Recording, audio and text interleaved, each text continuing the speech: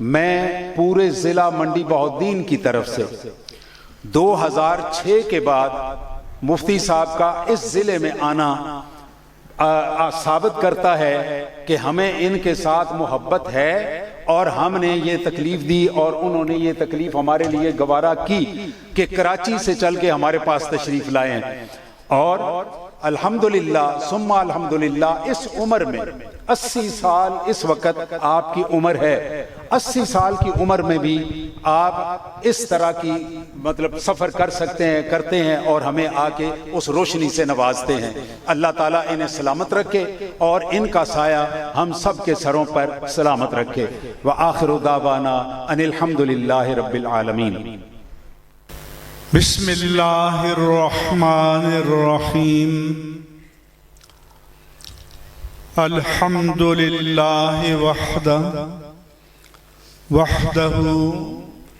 وحدہ لا شریک لہ،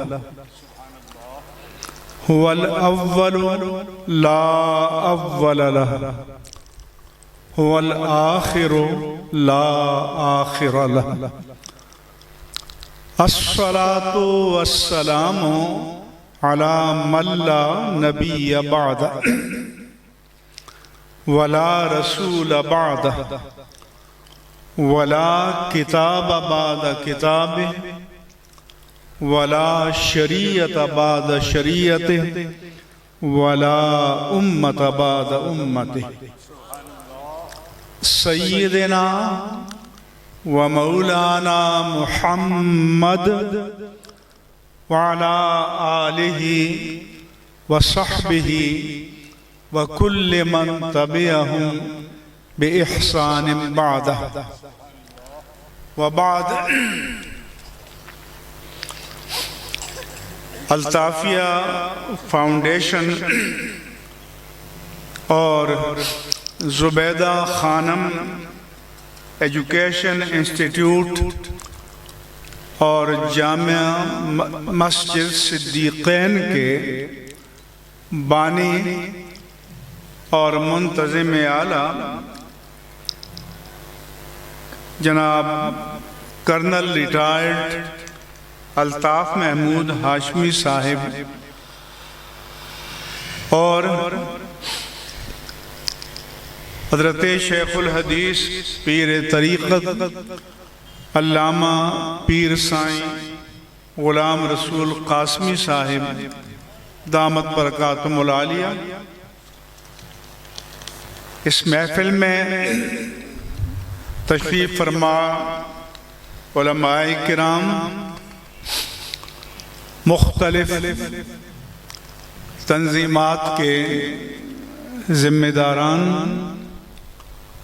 معززین علاقہ اور اس خانقاہ کے جملہ مریدین، مسترشدین، محبین اور منسلکین و متبعین اور حاضرین مجلس، السلام علیکم ورحمۃ اللہ وبرکاتہ۔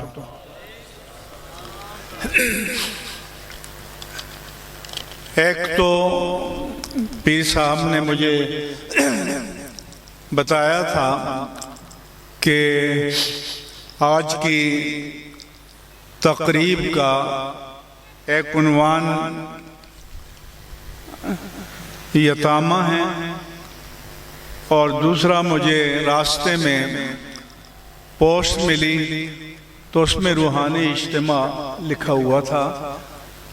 میں کوشش کروں گا کہ دونوں موضوعات پر چند گزارشات پیش کروں۔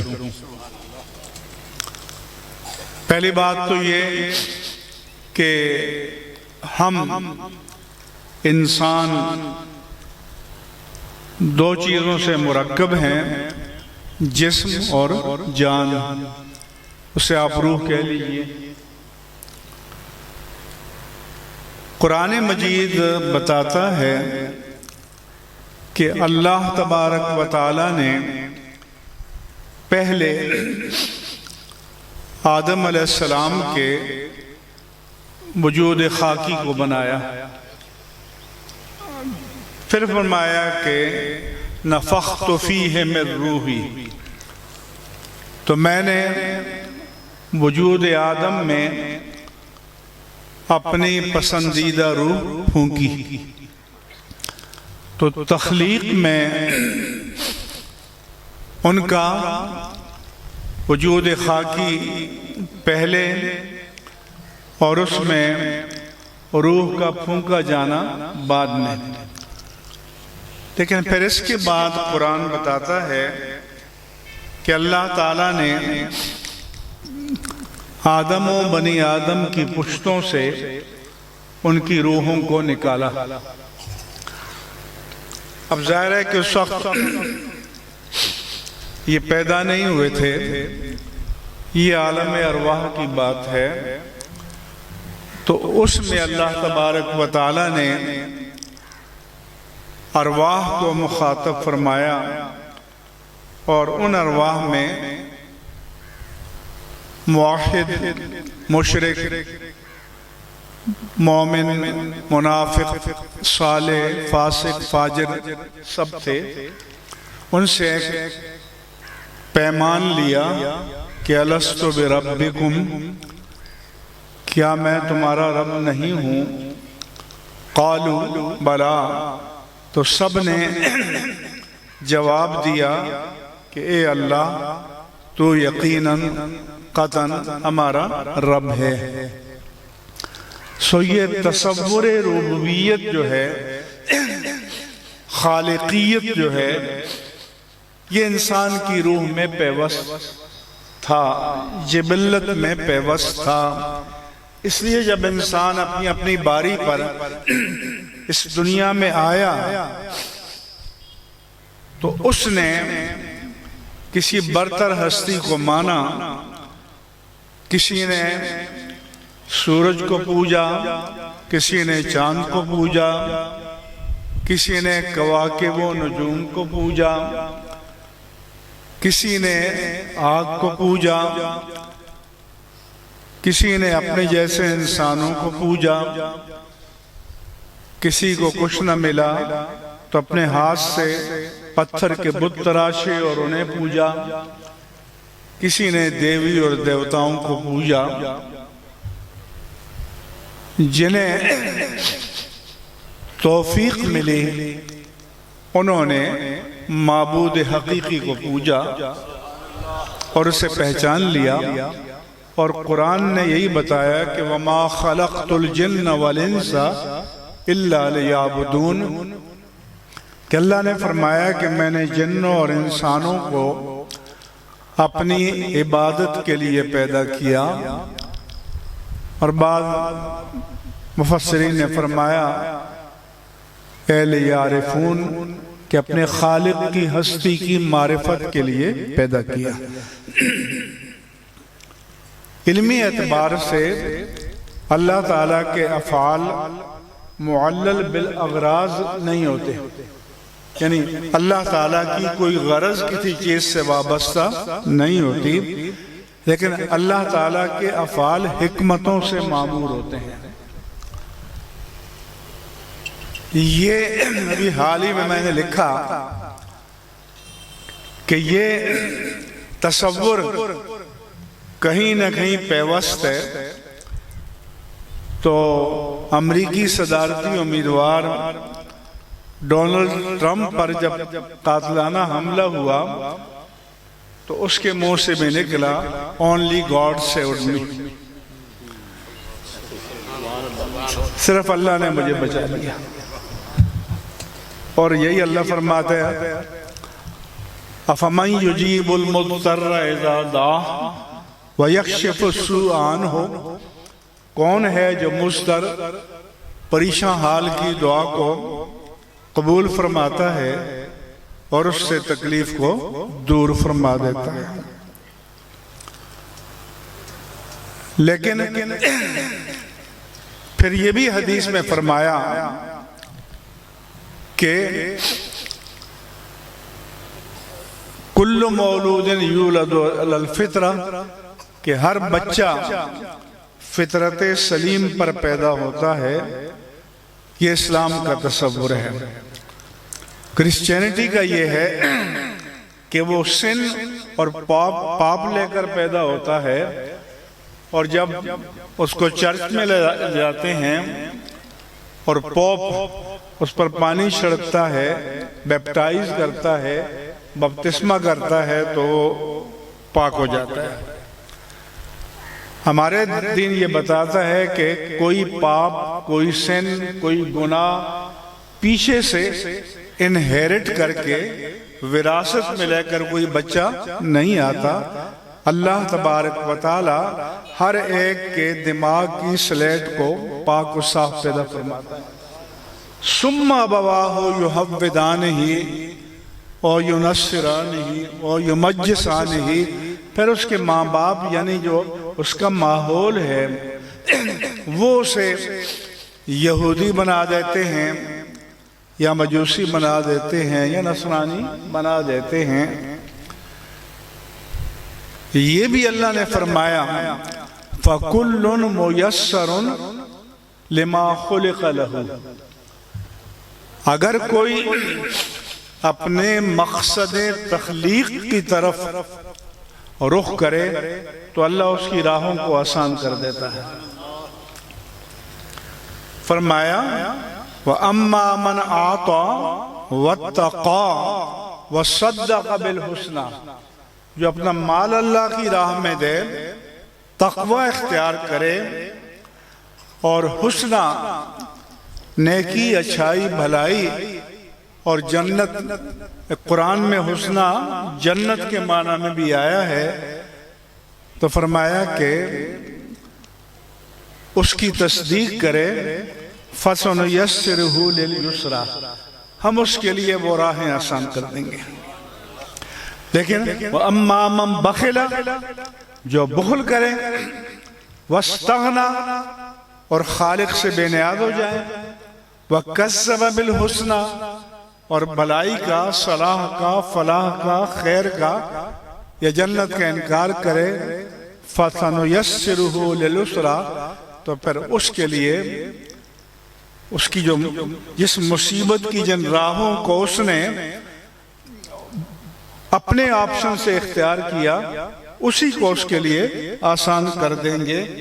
یہ نہیں فرمایا کہ مجبور کریں گے کسی کو، یہ نہیں فرمایا۔ لہذا انسان اللہ تعالیٰ کی اتنی پسندیدہ پروڈکٹ یا مخلوق ہے کہ سورۃ الشمس میں اللہ تعالیٰ کئی قسمیں تواتر کے ساتھ فرماتا ہے۔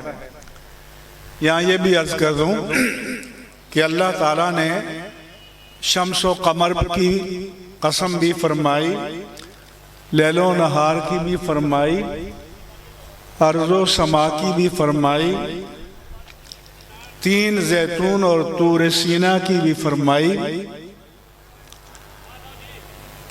جان مصطفیٰ کی بھی فرمائی، بلد مصطفیٰ کی بھی فرمائی، زمانہ مصطفیٰ کی بھی فرمائی۔ وہ مختلف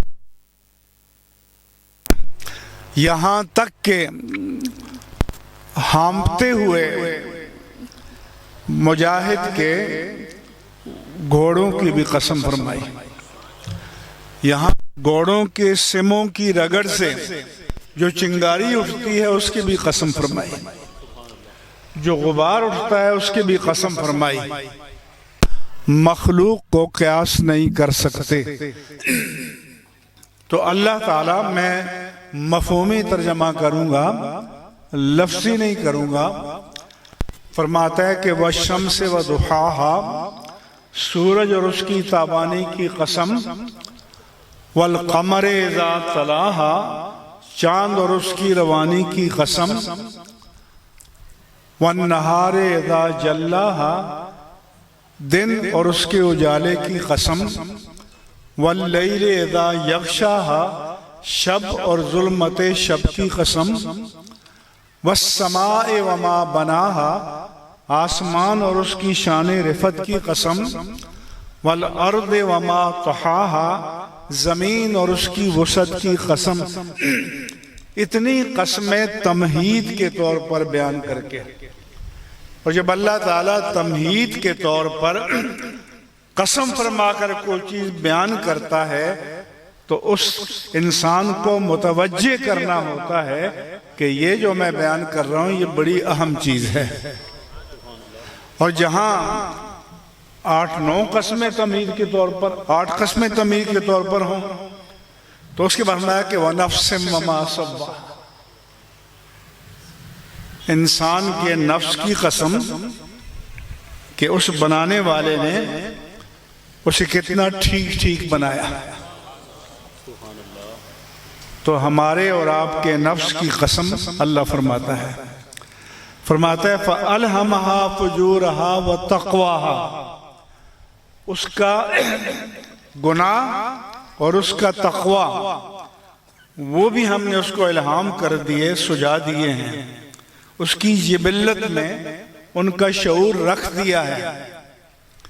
اب قد افلح من زکاہا، فرمایا تمہارے اب اپنے اختیار میں ہے، جس نے اس نفس کو آلودہ ہونے سے بچا لیا، پاک رکھا، وہ فلاح پا گیا۔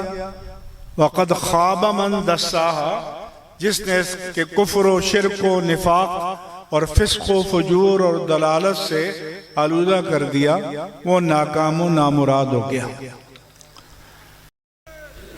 میں سوچ رہا تھا کہ پہلے کرنل صاحب کو خراج تحسین پیش کروں کہ انہوں نے پروگرام کا ٹائم ٹیبل جو ہے وہ بہت منٹوں کے اعتبار سے بنایا، اور کاش کے سارے اہل سنت اس طریقے کو اپنائیں، کیونکہ ہمارے جلسوں میں وقت کا ضیاع بہت ہوتا ہے۔ ہم اہل سنت، اہل بیت اطہار اور اصحاب رسول سب کے ماننے والے ہیں، صرف مولا کائنات علی المرتضیٰ نہیں، چاروں خلفاء راشدین کے ماننے والے ہیں۔ اور اس کا تو مسجد کا نام ہی صدیقین حضرت بکر صدیق کے نام پر ہے، تو پھر ایک نعرہ تم صدیق کا بھی لگا لیتے۔ نعرہ تکبیر، پیچھے سے بھی آواز آنی چاہیے، نعرہ تکبیر، نعرہ رسالت، شان صدیق اکبر زندہ باد، شان صدیق اکبر زندہ باد۔ اور ہمارا اصول یہ ہے کہ لا یجتمع حب علی و بغض ابی بکر فی قلب واحد، کہ ایک دل میں ابو بکر کی محبت، حضرت علی کی محبت، حضرت ابو بکر کا بغض، یہ جمع نہیں ہو سکتے۔ جو محب علی ہے وہ محب ابو بکر ہے، اور جو مبغض ابو بکر ہے وہ مبغض علی ہے۔ اہل سنت کا مسلک یہ ہے، اور یہ بات آپ سب کو اپنی باغ ڈور نعت خوانوں کے ہاتھ میں مت لیں یا نقیب محفل کے ہاتھ میں، اپنی باغ ڈور علماء کے ہاتھ میں دیں۔ اس لیے تو میں عرض کر رہا تھا کہ اور قوالوں کے ہاتھ میں بھی نہیں دیں۔ اس قوم نے 30 سال میں یہ نقیب محفل اور نعت خواں اور قوالی تو پالے ہیں، باقی کام کیا کیا آپ نے؟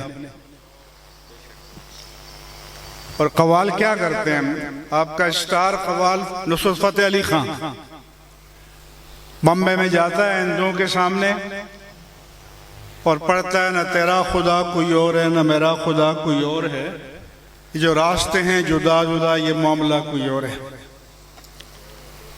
اور لوگ پھر اس کو گلی کوچے میں پڑھتے ہیں، ٹی وی پر سناتے ہیں۔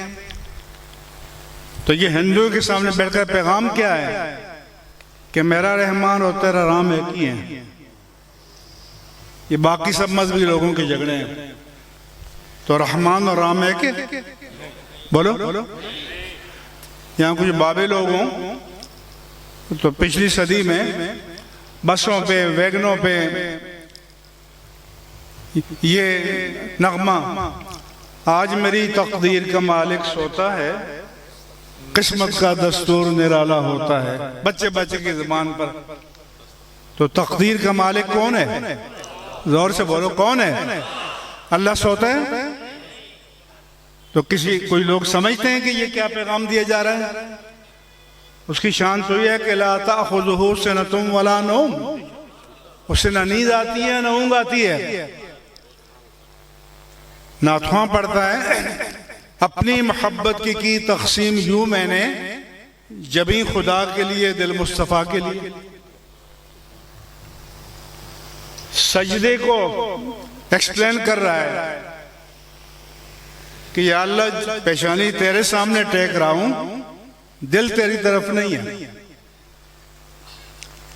اللہ کی شان میں یہ جسارت، یہ تو اللہ کے پیارے مصطفیٰ نے یہ سجدہ نہیں سکھایا. آپ نے تو یہ سجدہ سکھایا ہے کہ اللہم سجد لک سوادی و جنانی، کہ اللہ، اور یہ غوث العظم نے غنیت الطالبین میں بھی لکھا ہوا ہے کہ اے اللہ جب میں تیری بارگاہ میں سجدہ ریز ہوتا ہوں تو میرا قالب بھی جھکتا ہے، میرا قلب بھی جھکتا ہے. تو ہم نے تو اس کو بھی تقسیم کر دیا.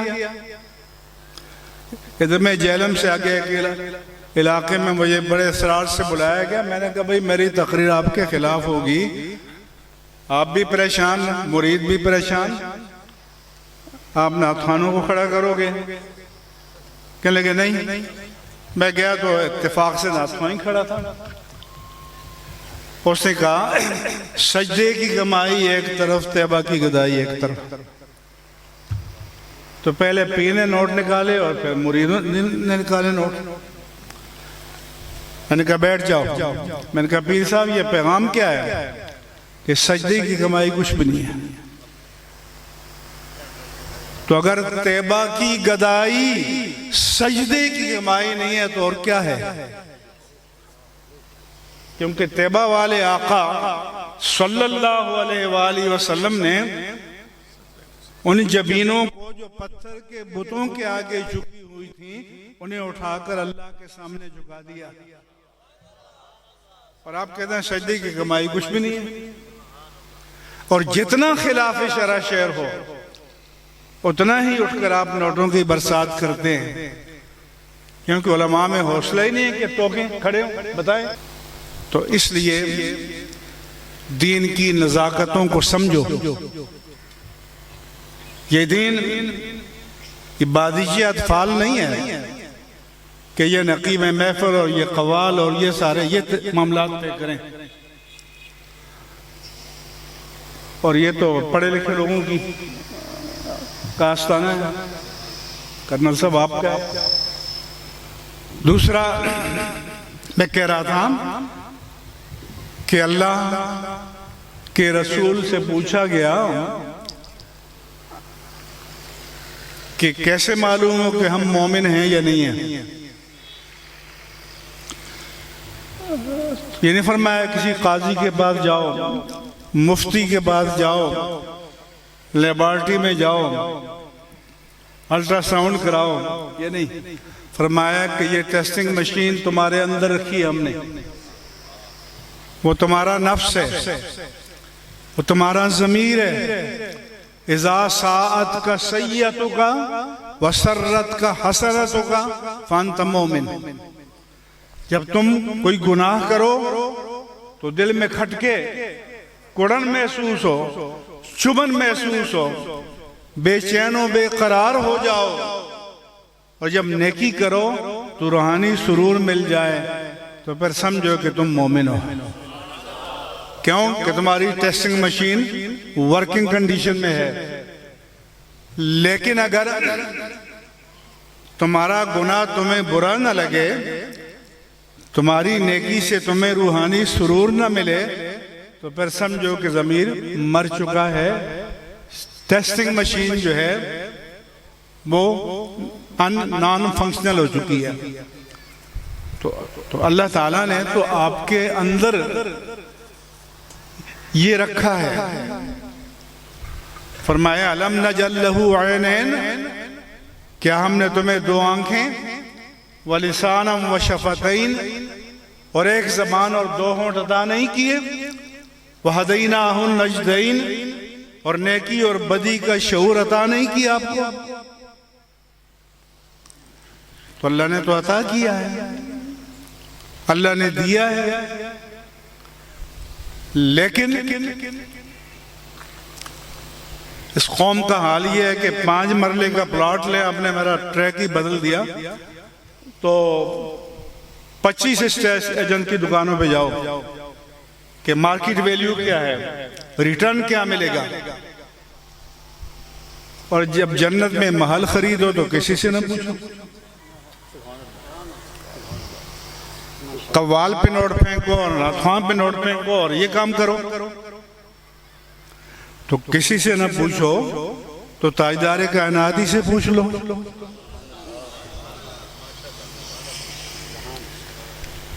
اس لیے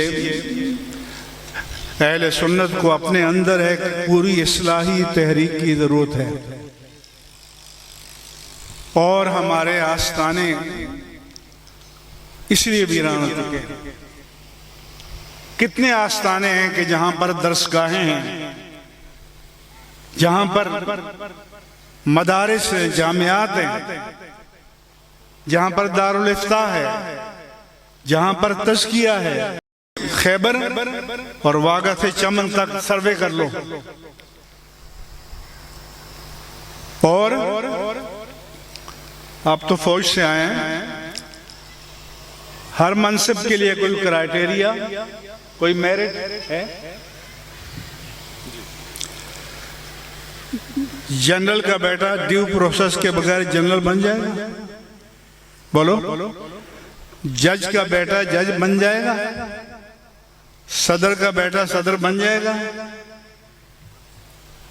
اور چھوڑو، کلرک کا بیٹا اگر چٹا ان پڑھ ہے تو کلرک بن جائے گا، مگر پیر کا بیٹا پیر بن جائے گا،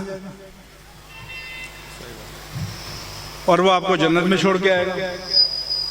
یعنی یہ واحد منصب ہے جس کے لیے کوئی کوالیفیکیشن، کوئی میرٹ، کوئی کوالٹی، کوئی تعلیمی معیار، تقوی کا معیار کوئی مطلوب نہیں ہے. اور آپ کی اصلاح کہاں سے ہو؟ کیسے ہو؟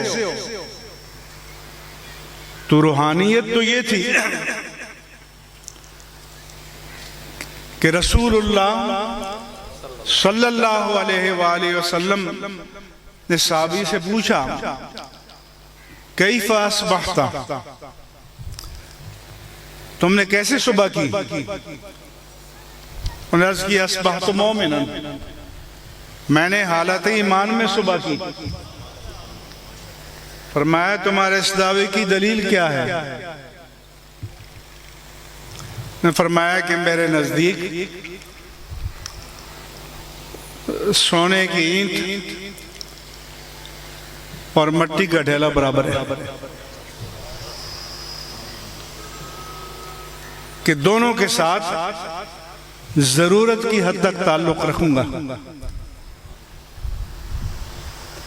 جیسے مٹی کا ڈھیلا آدمی ضرورت کے لیے استعمال کرتا ہے، تو سونا یا دولت کو ضرورت کی حد تک. آپ کراچی لاہور میں جائیں تو جو کروڑوں اربوں کے محلات مکانات ہیں، جب بیگمات خریدنے کے لیے جاتی ہیں تو سب سے پہلے کچنوں اور واش روم کو دیکھتے ہیں. ان واش روم پر لاکھوں روپے خرچ ہوتے ہیں، تو کیا وہاں جا کے وہ لیٹ جاتے ہیں؟ وہاں جا کے آرام فرماتے ہیں؟ کسی بڑے شاہی محل میں بھی واش روم کو کسی نے ریسٹ روم بنایا ہے ضرورت کی حد تک. تو حضور نے یہ فرمایا کہ کن فی الدنیا کانک غریب و عابری سبیل، کہ دنیا میں تم اس طرح رہو جیسے مسافر سرائے میں رات گزارتا ہے، اگلے دن چل پڑتا ہے، یا تم کسی راستے کو عبور کرنے والے ہو، دنیا میں رہو، لیکن اس کو اپنی دائمی اقامت کا مت سمجھو۔ اس لیے فرمایا وَلْتَنْظُرْ نَفْسٌ مَّا قَدَّمَتْ لِغَدٍ،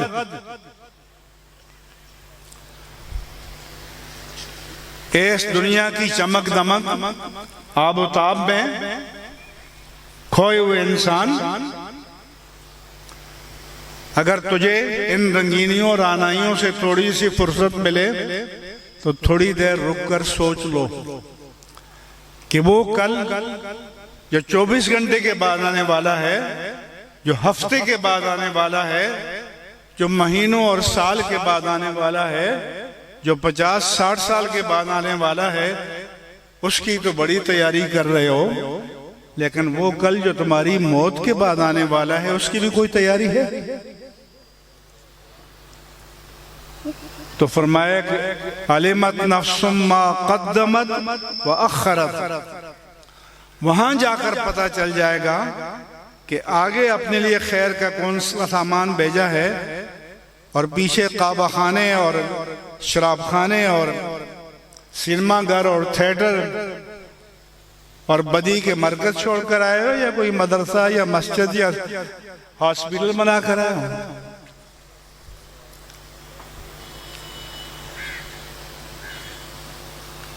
اس لیے یہ ہمیں سمجھنے کی ضرورت ہے کہ اس دنیا سے ہمارا تعلق کیسا ہونا چاہیے۔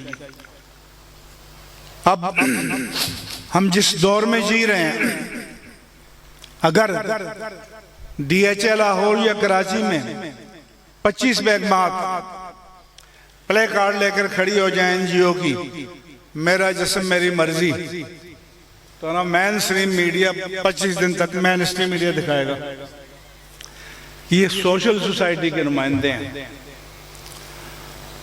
تو میں اس میڈیا سے پوچھتا ہوں، آکسفورڈ، کیمبرج، کسی ڈکشنری میں یا کسی امریکن ڈکشنری میں بتاؤ کہ سول سوسائٹی کس کا نام ہے؟ کیا یہ سول سوسائٹی نہیں ہے؟ کیا ان کا حق نہیں ہے کہ ان کے پیغام کو بھی دنیا تک پہنچایا جائے؟ لیکن یہ وہاں بند ہے۔ ان کا پیغام پہنچانے کے لیے سارے کیمرے، سارے اسٹوڈیوز کھلے ہیں، اور ہمارا جو بڑے چینل ہیں وہ بتائیں گے آج بھارت کی فلاں اداکارہ کی سالگرہ، آج برسی ہے، وزن بڑھ گیا ہے، گھٹ گیا ہے، تو یہ پاکستان اس لیے بنا تھا۔ کیا یہ کام انڈیا میں نہیں ہو سکتا؟ تو پاکستان تو بنا تھا کہ پاکستان کا مطلب کیا؟ لا الہ الا اللہ۔ تو اب اس لیے روحانیت کی روح کیا ہے کہ نہ جسم تیرا نہ روح تیری، جسم بھی رب کا، روح بھی رب کی، مال بھی رب کا، اولاد بھی رب کی، تو پھر مالک کی مرضی چلتی ہے نا۔ تو اب ہمارا مغربی تہذیب سے جو جھگڑا ہے وہ یہ ہے، وہ کہتے ہیں کہ ہم نے خود فیصلہ کرنا ہے، ہماری کلیکٹیو وزڈم یا میجورٹی وزڈم اگر کہہ دے کہ ہم جنس پرستی، شراب، خنزیر حلال ہے تو حلال ہے، ایل جی بی ٹی حلال ہے، اور ہمارا دین بتاتا ہے کہ اگر 8 ارب انسان ایک جگہ کھڑے ہو کر کہیں کہ زنا حلال ہے، شراب حلال ہے، خنزیر حلال ہے، تو حلال ہو جائے گا۔ تو پھر روحانیت اصل یہ ہے کہ ہم یہ مانیں کہ ہمارے وجود کا خالق اور مالک اللہ ہے. جب وہ خالق و مالک ہے تو جیسے آپ کرائے کا مکان لیتے ہیں، مالک نہیں بن جاتے، استعمال کرتے ہیں. وہ بھی کرایہ نامے میں لکھا ہوتا ہے کہ آپ اس کو ڈیمیج نہیں کریں گے. اگر آپ ڈیمیج کریں گے تو کمپنسیشن دینا پڑے گا. اسی طرح سے یہ وجود ہمیں استعمال کے لیے دیا گیا، لیکن ایبسولوٹ نہیں ہے، with certain conditions کہ اس کی مرضی کے مطابق آپ نے استعمال کرنا ہے. حیوانیت کی سطح پر اتر کے نہیں استعمال کرنا. اور وہ اس کا حساب لے گا، اس کا جواب دینا پڑے گا. اس لیے صحابہ کرام فرماتے ہیں، آپ بھی تقریریں سنتے ہیں نا، ہم علماء بیان کرتے ہیں، تو صحابی کہتے ہیں حنظلہ حضرت ابوبکر صدیق سے میں منافق ہو گیا. انہوں نے پوچھا بھائی کیا ہوا؟ کہا کہ حضور کی بارگاہ میں جو حضوری کی کیفیت، نورانی کیفیت، روحانی کیفیت طاری ہوتی ہے، وہ باہر جاتے ہیں، بیوی بچوں میں، روزگار میں، کاروبار میں، وہ قائم نہیں رہتی. جناب صدیق نے فرمایا کہ حضور کے پاس چلتے ہیں. حضور کی خدمت میں عرض کیا کہ یا رسول اللہ، آپ کی بارگاہ میں بیٹھ کر جو کیفیت ہوتی ہے، حضور نے فرمایا اگر وہ کیفیت تمہاری فل ٹائم رہے تو لَصَافَحَتْکُمُ الْمَلَائِکَۃُ عَلَى الْفُرُشِ وَالطُّرُقِ، کہ تم بستر پر بیٹھے ہو یا راستے میں چل رہے ہو، ملائکہ تم سے مصافحہ کریں. لیکن کبھی وہ کلائمیکس ہوتا ہے، کبھی اس درجے کا نہیں رہتا. لیکن وہ اپنا جائزہ تو لے رہے تھے نا، خود اپنے آپ کو اپنے ضمیر کی عدالت میں پیش کر رہے تھے. اور ہمارا کیا ہے؟ ایک آدمی نماز پڑھنے لگ گیا، کرنل صاحب نے دیکھا ہفتہ 2 ہفتے بڑا 5 وقت نمازی ہے، پھر غائب. پوچھا بھائی کیا ہو گیا؟ کہا جی وہ اتنے وسوسے برے خیالات آتے ہیں نماز میں کہ میں نے چھوڑ ہی دیا. تو صحابہ کرام نے حضور کی بارگاہ میں عرض کیا کہ یا رسول اللہ صلی اللہ علیہ وسلم کہ بعض اوقات اتنے گندے وسوسے خیالات آتے ہیں، لَأَنْ أَكُونَ حَمَمَةً مِنْ أَنْ أَتَكَلَّمَ بِهِ، کہ میں جل کر کوئلہ ہونا پسند کروں گا، لیکن آپ کے سامنے ان گندے خیالات کو زبان پر بھی نہیں لا سکتا. يَتَعَاذَمُ أَحَدُنَا أَنْ يَتَكَلَّمَ بِهِ، اس کے بارے میں سوچنا تو دور کی بات ہے، زبان پر لانے کو بھی ہم بڑا گناہ سمجھتے ہیں. پریشانی ہے. آپ نے انہیں فرمایا تمہارا بیڑا غرق ہو گیا؟ فرمایا وَكَذَلِكَ، کیا واقعی ایسا ہوتا ہے؟ جلد کی ایسا ہوتا ہے؟ فرمایا ذَلِكَ الْإِيمَانِ، یہ تمہاری ایمان کی دلیل ہے. کیوں؟ کہ اِنَّ لِلْإِنسَانِ ذِئْمٌ کذیب الغنم، جیسے بکریوں کے ریوڑ کے لیے بھیڑیا ہوتا ہے، شکار کرتا ہے، انسان کے لیے بھیڑیا ہے شیطان. وہ ایمان کا ڈاکو ہے. تو ڈاکو کہاں ڈالے گا جہاں اسے مال ملنے کی امید ہو؟ کسی خالی جھونپڑی میں ڈاکہ ڈالے گا؟ تو حضور نے فرمایا کہ تمہیں پریشان نہیں ہونا چاہیے. یہ اس بات کی دلیل ہے کہ تمہارے دل میں دولت ایمان موجود ہے، اس لیے شیطان تم پر ورک کر رہا ہے. شیطان کے جو اپنے چیلے ہیں ان پر تو اس کو محنت کرنے کی ضرورت نہیں ہے، لیکن اپنا جائزہ لینا یہ روحانیت ہے. اپنے اندر جھانکنا یہ روحانیت ہے۔ حاسبو قبل ان تحاسبو، قبل اس کے کہ تمہیں اللہ کی عدالت میں حساب کے لیے پیش کیا جائے، بہتر ہے کہ اپنا حساب کر لو۔ فاروق اعظم کا قول ہے۔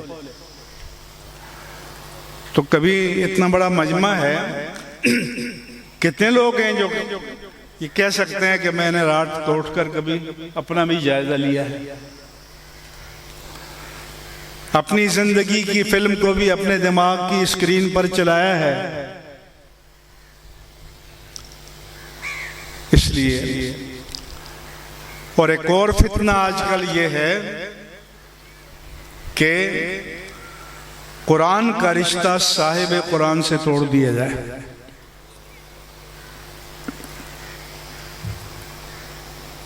اگر قرآن کا رشتہ صاحب قرآن سے توڑ دیا جائے تو پھر تو یہ جس کی جو مرضی میں آئے تفسیر بیان کرے۔ اس لیے اللہ نے قرآن میں فرمایا،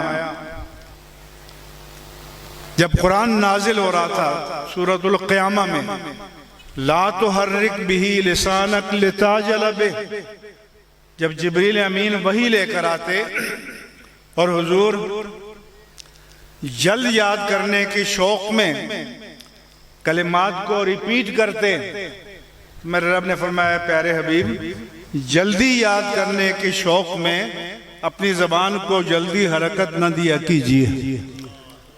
ان علینا جمعہ وقرآنہ، اس قرآن کو آپ کے سینے میں، آپ کے ذہن میں محفوظ کرنا اور آپ کی زبان پر جاری کرنا یہ آپ کا نہیں ہمارا کام ہے۔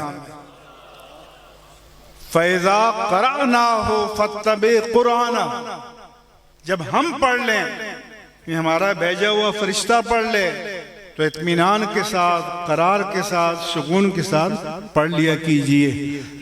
پھر خبردار، یہ کوئی دیوان غالب یا دیوان حافظ نہیں ہے کہ جس کی جو جی میں آئے معنی بیان کرے، میں نہیں۔ ثم ان علینا بیانہ، یہ کلام بھی ہمارا ہے اور بیان بھی ہماری طرف سے آئے گا۔ تو میرا بیان کس پر آئے گا؟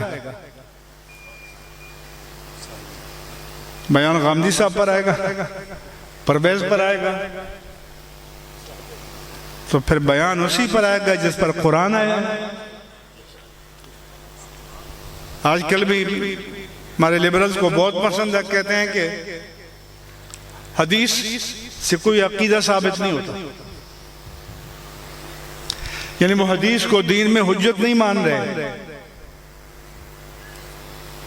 جبکہ اللہ کے رسول فرماتے ہیں کہ الا وانا اوتیت القرآن ومثلہ معہ، کہ مجھے قرآن دیا گیا ہے اور اس کی مثل بھی اس کے ساتھ ہے۔ وہ مثل کیا ہے؟ سنت مصطفیٰ، حدیث مصطفیٰ ہے۔ اور آپ نے بہت پہلے بتا دیا تھا کہ یأتی علی الناس زمان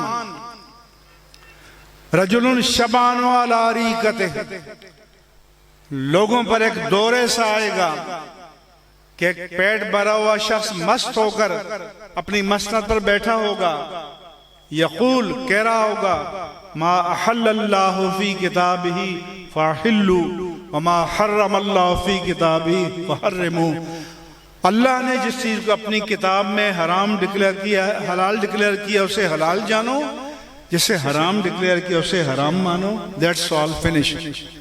میرے آقا نے فرمایا کہ نہیں، یہ اتھارٹی میرے پاس ہے۔ انی احرم الحمار الاہلی وذی ناب من السباع وذی مخلب من الطیور، میں حرام ڈکلیئر کرتا ہوں سامنے کے دانتوں سے شکار کرنے والے درندوں، کتا، بلی، شیر، چیتا، بھیڑیا وغیرہ، پنجوں سے شکار کرنے والے پرندوں، چیل، گدھ، عقاب وغیرہ، فرمایا کہ میں ڈکلیئر کرتا ہوں۔ یہ تو قرآن میں نہیں ہے، لیکن ہمارے سپریم کورٹ کے ججوں کی طرح سو موٹو نہیں ہے۔ یہ اتھارٹی آپ کو اللہ نے دی ہے۔ یحل لہم الطیبات ویحرم علیہم الخبائث۔ اللہ فرماتا ہے میرے نبی کی شان یہ ہے کہ وہ پاک چیزوں کو حلال قرار دیتے ہیں اور ناپاک چیزوں کو حرام قرار دیتے ہیں۔ حضرت عبداللہ بن مسعود نے حدیث بیان کی، لعن اللہ الواشمات والمستوشمات والموتشمات والمتنمسات والمتفلجات، یہ گودنے گدوانے والیوں پر اللہ کی لعنت ہے۔ تو یعقوب ایک صحابیہ ان کے پاس آ گئی، کہا کہ عبداللہ یہ جو آپ بیان کر رہے ہیں میں نے پورا قرآن پڑھا ہے، مجھے تو کہیں نہیں ملا۔ انہوں نے فرمایا تم نے پڑھا نہیں ہے؟ انہوں نے کہا دفتین، 2 جلدوں کے درمیان جتنا قرآن ہے میں نے بار بار پڑھا ہے، مجھے نہیں ملا۔ انہوں نے کہا اگر تم نے سمجھ کر پڑھا ہوتا تو تمہیں مل جاتا۔ کیا اس قرآن میں تم نے یہ نہیں پڑھا کہ ما آتاکم الرسول فخذوہ وما نہاکم عنہ فانتہوا، جو رسول تمہیں دے دیں اسے لے لو اور جس سے رسول روکیں اس سے رک جاؤ۔ میں کوئی دعویٰ کروں گا تو آپ دلیل مانگو گے، پیر صاحب دعویٰ کریں گے، پیر صاحب کریں گے، دلیل مانگو گے۔ زبان مصطفیٰ خود دلیل ہے، خود حجت ہے، اتھارٹی ہے۔ اس لیے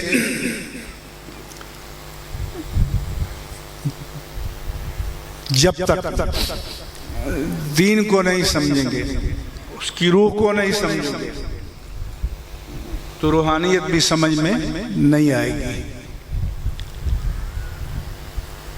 اس کو سمجھنے کی ضرورت ہے۔ دوسرا، یتامہ کے بارے میں چند باتیں کروں گا۔ یتیم اسے کہتے ہیں جس کے باپ کا بچپن میں، کبھی پیدائش سے پہلے ہو سکتا ہے، جس طرح تاجدار کائنات کے والد ماجد حضرت عبداللہ کا انتقال آپ کی ولادت باسعادت سے پہلے ہو گیا تھا، کبھی ابتدائی عمر میں ہو سکتا ہے، اسے یتیم کہتے ہیں۔ اور اللہ نے اپنے حبیب کریم کو فرمایا الم یجدک یتیما فآویٰ، اے پیارے حبیب کہ ہم نے آپ کو یتیم نہ پایا تو پناہ دی۔ ویسے علماء نے فرمایا کہ اللہ کے ہر کام میں حکمت ہے، چونکہ اللہ کے حبیب کو پورے عالم کے لیے محسن بننا تھا، تو اللہ نے کی حکمت نے نہیں چاہا کہ ان کے والدین کبھی ان پر احسان ہو تربیت میں، تعلیم میں۔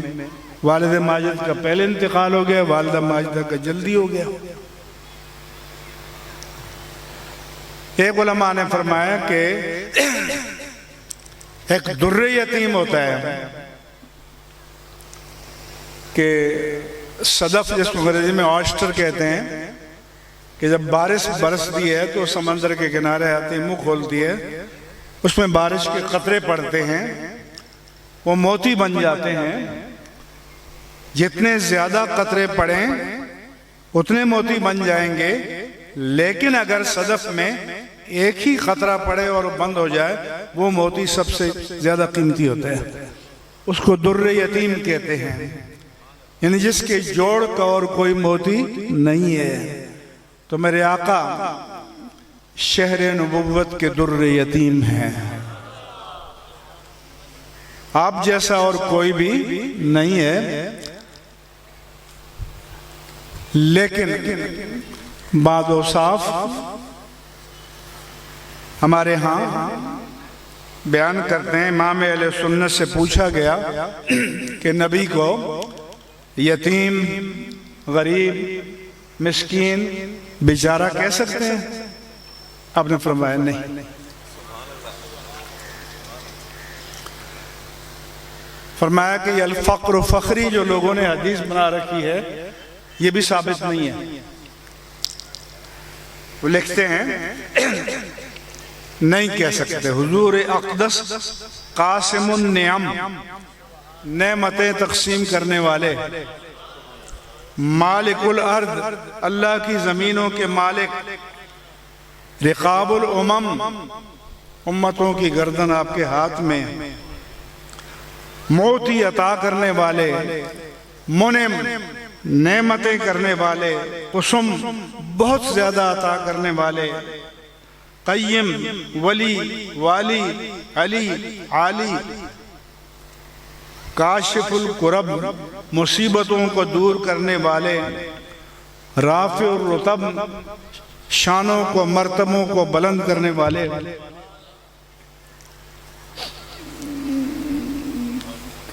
کہاں سے کام پہنچا دیا پتہ ہے؟ فاروق اعظم اپنی خلافت کے زمانے میں حج کے لیے آئے. ایک مرتبہ ہمارے سپاہی صحابہ کے حضرات نے عظمت صحابہ کا جلوس نکالا. میں نے ان کو فون کیا، بہت اچھا کیا آپ نے، لیکن میرا آپ سے سوال ہے کہ صحابہ میں عظمت آئی کہاں سے؟ کیا ابو بکر کی عظمت یہ تھی کہ ابو قحافہ کے بیٹے تھے؟ عمر کی عظمت یہ تھی کہ خطاب کے بیٹے تھے؟ عثمان کی عظمت یہ تھی کہ عفان کے بیٹے تھے؟ علی کی عظمت یہ تھی کہ ابو طالب کے بیٹے تھے؟ تو عظمت تو آئی ہے نسبت غلامی مصطفیٰ سے آئی ہے. اور امام اہل سنت نے لکھا کہ ہم سید کی تکریم بھی اس کی ذات کی وجہ سے نہیں، نسبت نسب کی وجہ سے کریں گے. تو اصل تو سینٹرل پوائنٹ ذات پاک مصطفیٰ ہے. تو میں نے کہا چلو عظمت صحابہ کے روز جلوس نکالو. ایک دن دل کڑا کر کے اس آقا کے نام کا بھی نکال دو جن کی نسبت غلامی نے صحابہ کو عظمتیں عطا کی. اور یہ فاروق اعظم کا دور خلافت، اس دور کی دو سپر پاورز، پرشین امپائر کسرا اور رومن امپائر قیصر، ان کے قدموں میں سرنگوں ہو گئے. حج کرنے آئے، مکے کی پہاڑیوں میں چلے گئے، آنکھوں سے آنسو رواں ہو گئے. کسی نے دیکھا، کہا امیر المومنین یہ تو خوشی کا مقام ہے، مسرت کا مقام ہے، آپ اس وقت دنیا کی واحد سپر پاور کے خلیفہ ہیں.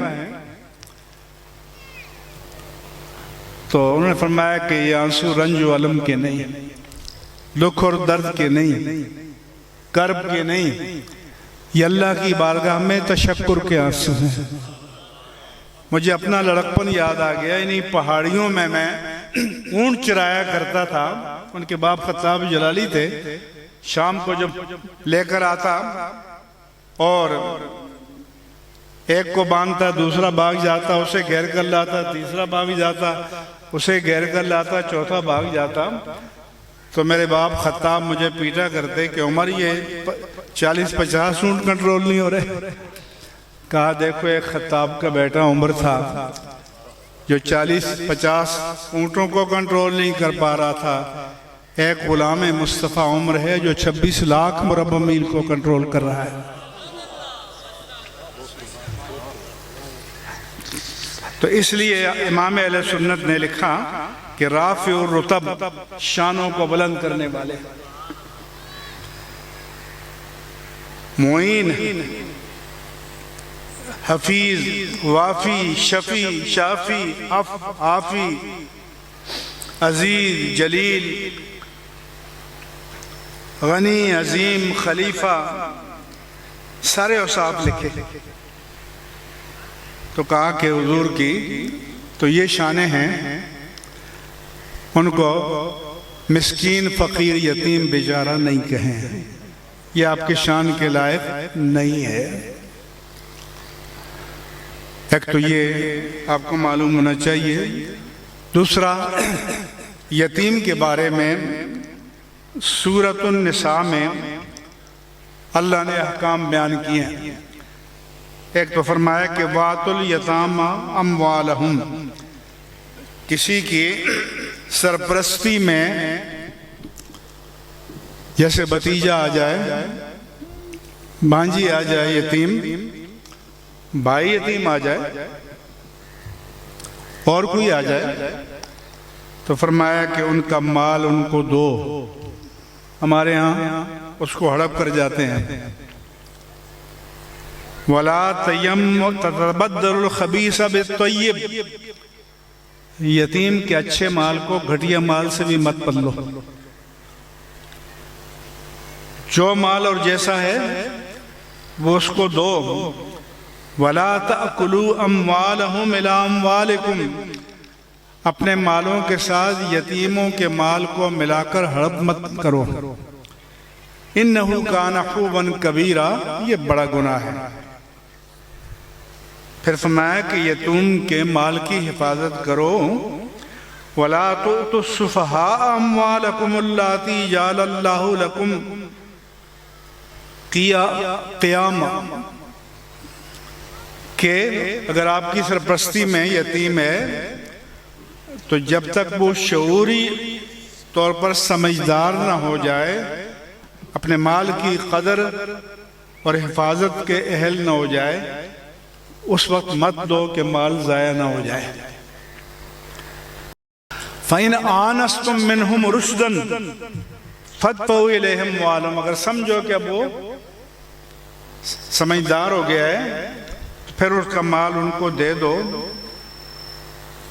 پھر فرمایا کہ وَإِذَا حَضَرَ الْقِسْمَةَ أُولُو الْقُرْبَى، جب آپ وراثت کا مال تقسیم کرنے بیٹھیں اور وہاں یتیم، مسکین اور قرابت دار آ جائیں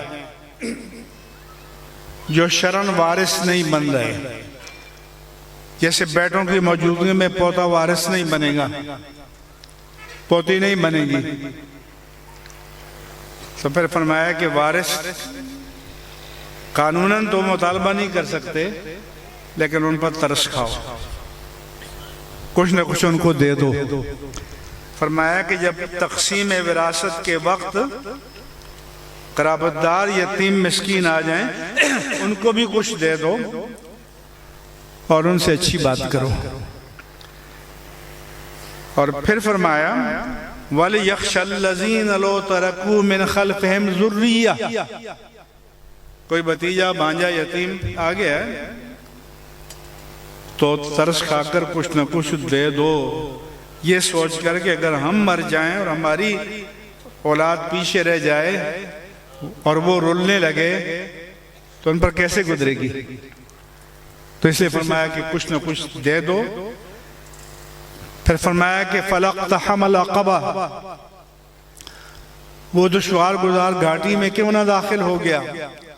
وَمَا أَدْرَاكَ مَا الْعَقَبَةُ، اور تمہیں کیا معلوم کہ وہ گھاٹی کیا ہے. فَكُّ رَقَبَةٍ، پھنسی ہوئی گردن کو آزاد کرنا، قرض کے بوجھ تلے، کسی اور بوجھ تلے.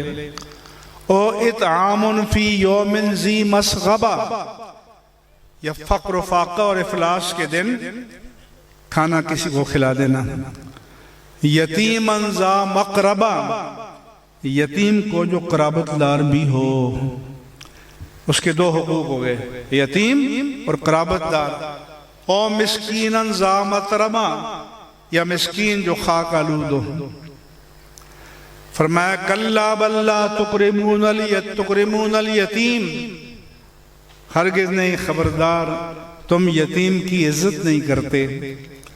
وَتَأْكُلُونَ التُّرَاثَ أَكْلًا لَمًّا، تم وراثت کے سارے مال کو ہڑپ کر جاتے ہو. وَتُحِبُّونَ الْمَالَ حُبًّا جَمًّا، اور تم مال سے ٹوٹ کر محبت کرتے ہو. تو آخرت کو بھی یاد کرو. اسے ہمارے جاگیردار معاشرے میں بیٹیوں کو، بہنوں کو حق وراثت نہیں دیا جاتا. اور اس میں تو بعض قبیلے جو ہیں شادی نہیں کرتے کہ وراثت نہ ڈیمانڈ کریں، کہتے ہیں قرآن سے شادی ہو گئی. قرآن سے شادی کوئی شادی نہیں ہے، تو ان کا حق دو. حکومت کا کام ہے کہ ایسا اسٹرکٹ قانون بنائے کہ کسی کا انتقال ہوگا تو اس کی جائیداد کی تقسیم نہیں ہوگی تا وقت ہے کہ وہ سکسیشن سرٹیفکیٹ یا وراثت کا سرٹیفکیٹ نہ پیش کرے کہ کون کون وارث ہیں، کس کا حق کتنا ہے. حضرت علامہ مفتی غلام رسول قاسمی صاحب کے پاس آ جائیں، پوچھ لیں. پھر حضور نے فرمایا کہ انا و کافل الیتیم کہاتین، جیسے یہ دو انگلیاں ایک دوسرے کے قریب ہیں. میرے آقا نے فرمایا کہ جو یتیم کا سرپرست ہے وہ جنت میں میرے اتنا ہی قریب ہوگا. تو میں کرنل صاحب کو بشارت دیتا ہوں، اور یہ میری بشارت نہیں ہے، میرے آقا کی بشارت ہے. پھر فرمایا حدیث پاک میں، عبداللہ بن ابی اوفا بیان کرتے ہیں کہ حضور کے بعد بیٹھے ہوئے تھے، ایک لڑکا آیا، اس نے کہا کہ میں بھی یتیم، میری بہن بھی یتیمہ، میری ماں بیوہ، اتمنا مما اتمک اللہ، یا رسول اللہ ہمیں کچھ کھلائیے جو آپ کے پاس ہے حتی ترضا. تو حضور 21 کھجوریں لے کر آئے. اتنا تنگی کا زمانہ کہ ایک ایک کھجور کی قدر تھی. 7 ماں کو دیں، 7 یتیم بیٹی کو دیں، 7 یتیم بیٹے کو دیں. پھر حضرت معاذ ابن جبل، یہ اردو میں آپ نام رکھتے ہیں معاذ بولتے ہیں میم کے زبر کے ساتھ، یہ زبر کے ساتھ نہیں ہے، پیش کے ساتھ ہے، معاذ ہے. اور آپ جو نعرہ لگاتے ہیں تاجدار ختم نبوت، نون پر زبر نہیں ہے، پیش ہے، نبوت ہے. قد انقطعت النبوت والرسالہ حدیث میں ہے. تو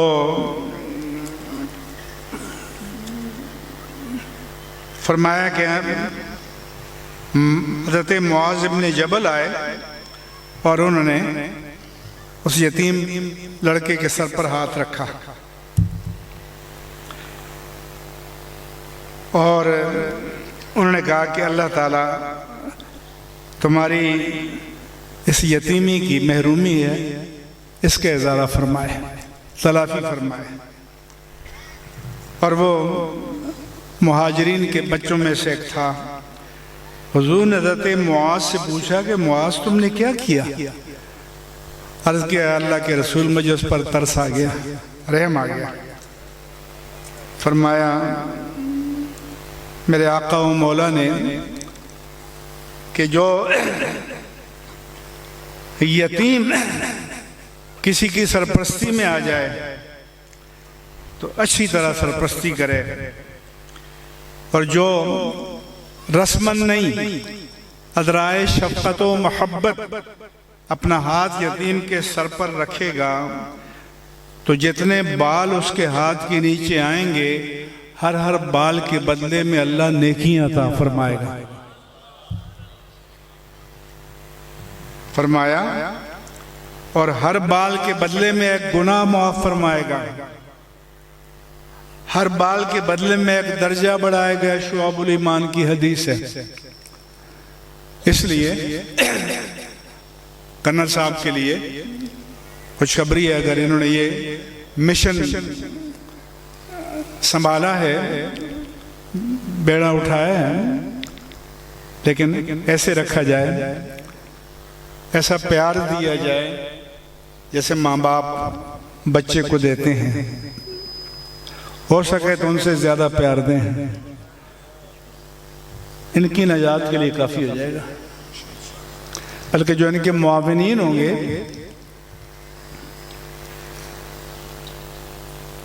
میں اس لیے کہتا ہوں کہ اہل سنت کے ہاں ایصال ثواب ہے اور سب کے ہاں ہے. لیکن اصال ثواب کیا ہے کہ آپ قورمے پلاؤ کی دیگیں پکاتے ہیں، برادری کو بلا کے بٹھاتے ہیں اور کھلا کے رخصت کر دیتے ہیں تاکہ ناک اونچی ہو جائے. تو پھر آپ اس اصال ثواب کو صدقہ جاریہ میں خرچ کریں. آئیں ایسے اداروں میں کہ ہم ایک بچے کی کفالت کرتے ہیں، 2 بچوں کی حیثیت ہو تو 2 کی کفالت کرو، جس کی 10 کی حیثیت ہے تو 10 کی کفالت کرو. کسی مدرسے میں جاؤ، کسی جامعہ میں جاؤ، کیونکہ اللہ کا رسول فرماتے ہیں کہ صدقہ جاریہ اسے کہتے ہیں وہ نہیں 24 گھنٹے بعد سیوری لائن میں چلا جائے. ہم مر جائیں اس کا فیض جاری رہے. جیسے مسجد صدیقین ہے، تو اگر کسی نے ایک اینٹ بھی لگائی ہے اور قیامت تک مسجد قائم ہے اور عبادت گزاروں سے آباد ہے تو اسے اجر ملتا رہے گا. اس لیے ترجیحات کو بدلنے کی ضرورت ہے. اب مسئلہ کیا ہو گیا کہ نعت خوانی کی محافل ہوتی تھیں، کچھ رونقیں کم پڑنے لگی تو کہا جی عمرے کے ٹکٹ تقسیم ہوں گے. میں شیخ برہ میں ایک جگہ گیا، جب خطاب ختم ہوا تو کہا جی عمرے کے ٹکٹ تقسیم ہوں گے، اور سامنے کرسیوں پہ 10-12 آدمی بیٹھے ہوئے ہیں. یہ ٹکٹ شیخ صاحب نے دیا ہے، یہ چودھری صاحب نے دیا ہے، یہ میاں صاحب نے دیا ہے، یہ حاجی صاحب نے دیا ہے، یہ فلاں نے دیا ہے. میں نے کہا پہلی بات تو یہ ہے کہ ہر ایک کو عمرہ کرانا یہ ہماری ذمہ داری نہیں ہے، شریعت نے نہیں لگائی. ہاں، ہر مسلمان کے بچے کو اللہ کے نبی کا سچا امتی بنانا یہ ہم سب کی ذمہ داری ہے. علم، تعلیم، تربیت، تزکیہ یہ امت کی مجموعی ذمہ داری ہے، کلیکٹیو رسپانسبلٹیز کو فرض کفایہ کہتے ہیں. پھر میں نے کہا یہ سارے جو بڑے بڑے پیٹوں والے ہمارے بھائی بیٹھے ہیں یہاں کس کو دکھانا چاہتے ہیں کہ مووی کیمرہ لے رہے ہیں؟ میں نے کہا ادھر تو کچھ بھی نہیں آپ کا. وَمِنْهُمْ مَنْ يَقُولُ رَبَّنَا آتِنَا فِي الدُّنْيَا حَسَنَةً وَمَا لَهُمْ فِي الْآخِرَةِ مِنْ خَلَاقٍ. جو دنیا میں واہ چاہیں تو آخرت میں پھر کوئی حصہ نہیں ہے. میں نے کہا آپ نے عمرہ کرانا بھی ہے، کسی اللہ کے نیک بندے کو تلاش کرو اور اس کو پتا ہو، آپ کو پتا ہو، رب کو تو پتا ہے. اور ایسے لوگوں کے نکل آتے ہیں وہ کہتے ہیں یہ ہمیں پیسے مل جائیں ٹکٹ کے، صحیح ہے. اس لیے میں نے ان سے بھی کہا کہ جو آپ یہاں بیٹھے ہو جاؤ کسی ادارے میں ایک حافظ کی ذمہ داری قبول کرو، ایک عالم کی ذمہ داری قبول کرو. میرے پاس بعض لوگ آتے ہیں، ایک عالم مفتی، کیونکہ ہمارا مفتی کورس بھی ہے، ہم کہتے ہیں 10,000 روپے ماہانہ ہے، اور وہ لوگ کوئی نہ کوئی دے دیتا ہے. تو اس ادھر جو کھاتے پیتے لوگ ہیں ان کو چاہیے کہ ان اداروں سے جڑیں، علماء سے جڑیں، ان پیروں سے جڑیں کہ سب سے پہلے وہ خود متدین اور متشرع ہوں، اور جہاں پر دینی تربیت کا کوئی نظام ہو، ذکر اذکار ہوں. اب ہو کیا رہا ہے کہ سالانہ عرس ہوتے ہیں اور ایک ٹرائکا ہے، ایک اچھا سپر اسٹار وائس نعت خواں،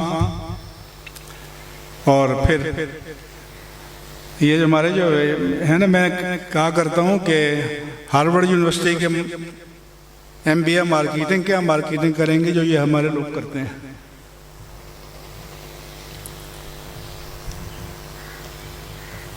تو میں نے کہا یہ تو بیان کرتے ہیں شان ولایت، عظمت ولایت، مقام ولایت، کرامات ولایت، نسبت کے فضائل، لیکن یہ بھی کسی نے بیان کیا کہ یہ اس بابا کے ہیں جو قبر میں لیٹے ہوئے ہیں، اس کلین شیو سرکار کے نہیں ہیں.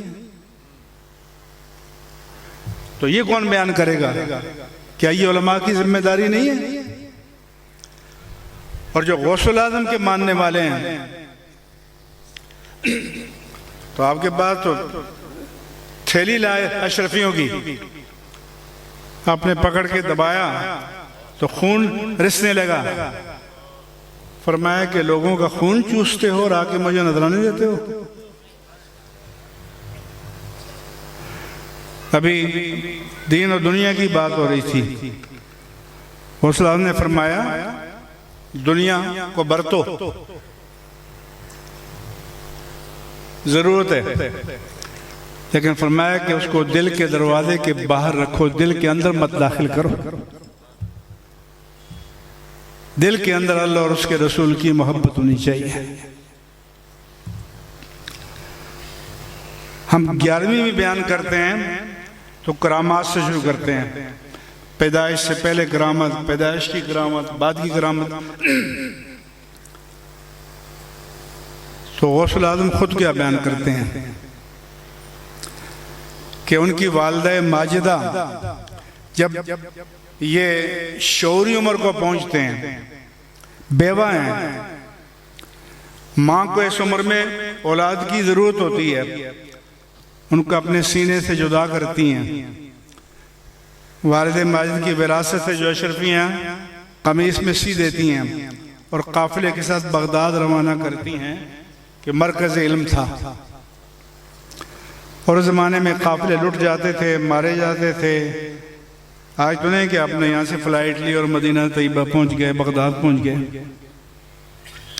یعنی خطرہ بھی مول لیتی ہیں. کس کے لیے؟ علم کے لیے. پھر آپ پڑھتے ہیں، پھر کافی عرصہ اپنے استاد کے جامعہ میں، ابو سعید مخزومی ہے نا، پڑھاتے ہیں. پھر آپ ریاضت کے لیے نکلتے ہیں، لیکن فرماتے ہیں درست العلم حتی صرت خطبہ، کہ میں نے پہلے علم حاصل کیا، پھر بتدریج ترقی کر کے قطبیت کے مقام پر پہنچا. تو آج غوث الاعظم کے عشاق علم سے آغاز کرتے ہیں. علم کی کوئی آپ کے یہاں ریٹنگ، گریڈنگ، کوئی اسپیس، کوئی گنجائش، کوئی جگہ ہے؟ اور مقابلہ ہمارا ملک میں بھی اور دنیا میں علم کے میدان میں ہے. نہ قوالی کے میدان میں ہے، نہ نعت خوانی کے میدان میں ہے. کس میدان میں ہے؟ علم. روز ہمارے پاس آتے ہیں.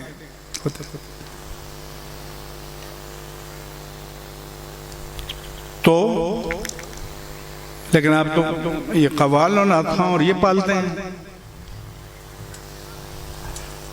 اور اور سب سے بڑے عاشق بھی آپ کے ہیں یہی ہیں. نوٹ جو پھینکتے ہو، تو پھر اگر اندھے نہیں ہو، کھوپڑی آپ کی کام کر رہی ہے، دماغ کام کر رہا ہے، تو جب ختم نبوت کا وقت آیا، ناموس رسالت کا وقت آیا، تو پہلی صف میں یہ قوال اور نعت خواں دے. جواب تو دے دو، زور سے دو نا. تو پھر آپ کو اس وقت عشق مصطفیٰ یاد نہیں آیا کہ بڑے عاشق تو یہ ہیں؟ مطلب اس قوم کی عقل پر مجھے حیرت ہے کہ ایک رات میں ہزاروں اور بعض نعت خوانوں کا لاکھوں کا دعویٰ ہے، لیکن جو مہینہ بھر اللہ تعالیٰ کے قرآن کی تفسیر بیان کرے، جو مہینہ بھر حدیث پاک مصطفیٰ پڑھائے، جو تمہاری نمازوں کی امامت کریں، جس کی نماز کی صحت پر تمہاری نمازوں کی صحت کا مدار ہے، اس کو تم مہینے کے بعد بھی نہ دو. یہ آپ کی ترجیح ہے. تو ایسے طبقے میں تو قوال پیدا ہونے چاہیے، نعت خواں پیدا ہونے چاہیے. عالم کیسے پیدا ہوں؟ عالم تو اس طبقے میں پیدا ہوں جہاں علم کی قدر ہو، جہاں عالم کی قدر ہو۔ ہمارے مجذوب جیسے آپ ہیں نا، ایسے یو کے امریکہ میں بھی تیسری نسل ہے، لیکن وہیں کھڑے ہیں جس گاؤں سے گئے تھے، کوئی ذہنی ارتقاء۔ میں نے جنگ لندن میں اردو ایڈیشن چھپتا ہے، اس میں اشتہار دیکھا کہ الو کے پپوٹے کے کالے خون سے تعویذ لکھا جائے گا، فیس 50 پاؤنڈ، عامل بابا گجرانوالہ۔ اور وہاں سے دنیا پر حکومت ہو رہی ہے، اور ہمارا ذہنی ارتقاء وہاں بھی یہی ہے۔ اس لیے میں عصری علوم کی بھی تائید کرتا ہوں کہ اپنی اولاد کو علم دو، علم کے میدان میں مقابلہ ہے، اور دینی علوم کے اداروں کی سرپرستی کرو، مساجد کی کرو، مدارس کی کرو، جامعات کی کرو۔ دینی لٹریچر بھی ہمیں چاہیے۔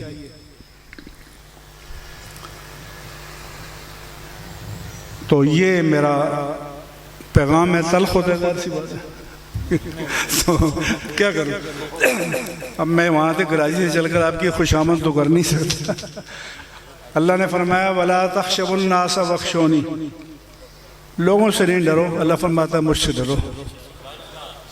تو ہماری ذمہ داری یہ ہے کہ آپ کو خوش کرنے کے لیے نہیں، اللہ کے پیارے مصطفیٰ اور رب مصطفیٰ کو خوش کرنے کی بات کریں، دین کا پیغام دیں۔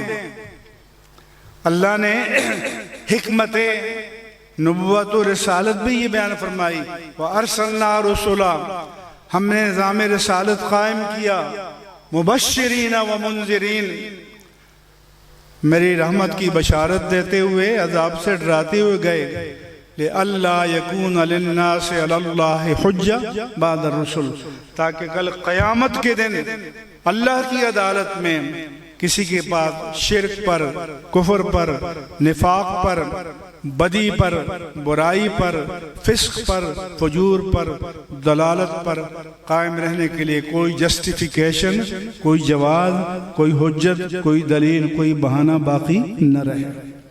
یہ علماء کی ذمہ داری ہے۔ آپ حضرات نے توجہ سے میری گزارشات کو سنا، اور محترم کرنل ریٹائرڈ الطاف محمود ہاشمی صاحب کا شکریہ ادا کرتا ہوں، اور آپ نے اس محفل کو بارونق بنایا، آپ کا شکریہ ادا کرتا ہوں۔ اور ایک اصول پلے باندھ لیں کہ آپ کسی جلسے میں آئیں، واپس جائیں تو پھر جائزہ لیں کہ کچھ آپ کو گھر لے جانے کے لیے ملا ہے یا نہیں ملا۔ وَمَا عَلَيَّ إِلَّا الْبَلَاغُ الْمُبِينُ۔